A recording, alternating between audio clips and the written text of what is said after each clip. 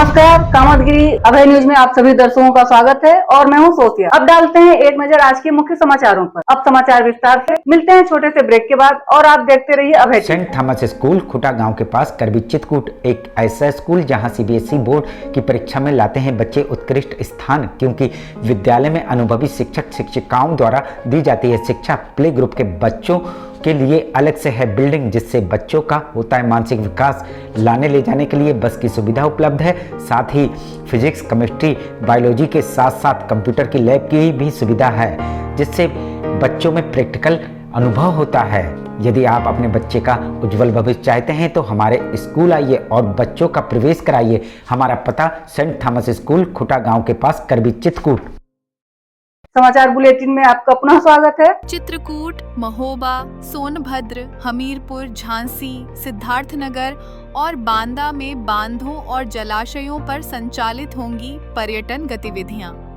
पर्यटन गतिविधियों के विकास से होटल, रेस्तरां, परिवहन और गाइड सेवाओं जैसे क्षेत्रों में रोजगार के अवसर बढ़ेंगे। उत्तर प्रदेश के योगी आदित्यनाथ सरकार प्रदेश में इको टूरिज्म को बढ़ावा देने के लिए कृतसंकल्प है। इस दिशा में एक महत्वपूर्ण कदम उठाते हुए सरकार ने विभिन्न बांधों और जलाशयों को पर्यटन स्थलों के रूप में विकसित करने का निर्णय लिया है। इसके तहत चित्रकूट, महोबा, सोनभद्र, हमीरपुर, झांसी, सिद्धार्थनगर और बांदा जनपदों में स्थित 7 प्रमुख बांधों और झीलों पर अवस्थापना सुविधाओं का विकास किया जाएगा।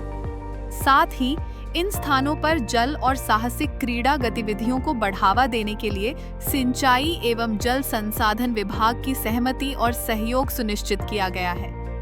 सरकार ने जिन बांधों और जलाशयों को इको टूरिज्म के लिए चुना है, उनमें चित्रकूट में गुंता बांध, महोबा में अर्जुन डैम, सोनभद्र में धंधरौल डैम, हमीरपुर में मौधा डैम, झांसी में गैर हमू झील, सिद्धार्थनगर में मझौली सागर और बांदा में नवाब टैंक को शामिल किया गया। यूपी के बांध बनेंगे टूरिस्ट स्पॉट। योगी सरकार डेवलप करेगी इंफ्रास्ट्रक्चर।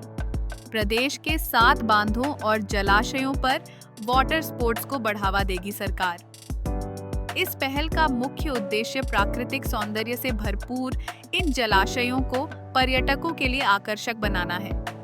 सरकार का मानना है कि इन स्थानों पर आधुनिक पर्यटन सुविधाओं जैसे resort, boating, water sports, trekking और कैंपिंग जैसी गतिविधियों का विकास न केवल पर्यटकों को आकर्षित करेगा, बल्कि स्थानीय स्तर पर रोजगार सृजन और आर्थिक विकास को भी बढ़ावा देगा।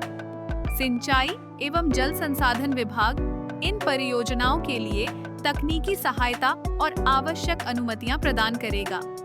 विभाग यह सुनिश्चित करेगा कि बांधों की सुरक्षा और संरचना पर कोई प्रतिकूल प्रभाव न पड़े।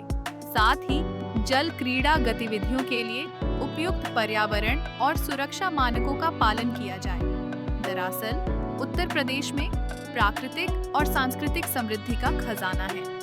योगी सरकार का लक्ष्य इन बांधों और झीलों को विश्व स्तरीय पर्यटन स्थल के रूप में विकसित करना है, ताकि पर्यटक प्रकृति के बीच सुकून और साहसिक अनुभव प्राप्त कर सकें। इस परियोजना से स्थानीय समुदायों को प्रत्यक्ष और अप्रत्यक्ष रूप से लाभ होगा।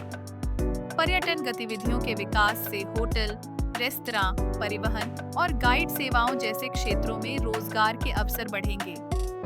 साथ ही यह उत्तर प्रदेश को राष्ट्रीय और अंतर्राष्ट्रीय पर्यटन मानचित्र पर और मजबूती प्रदान करेगा।